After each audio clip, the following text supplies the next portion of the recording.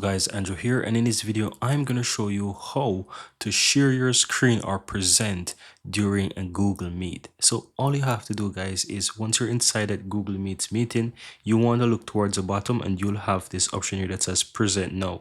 If you click on that, it will basically shows you how you can present. So you can choose a tab, you can choose a window, and you can choose entire screen. So that's really up to you. Now, for the purpose of this video, I'm going to choose like an entire window and choose, for example, a second screen. So let's say I want to present my second monitor here. I can click on that and simply click and share.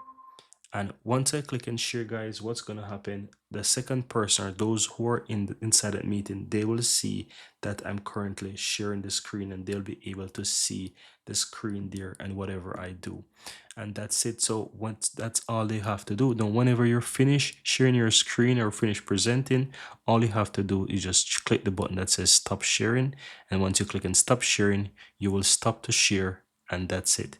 But that's basically how to do it, guys. Very easy and very simple how to share your screen or how to present during a Google Meet call.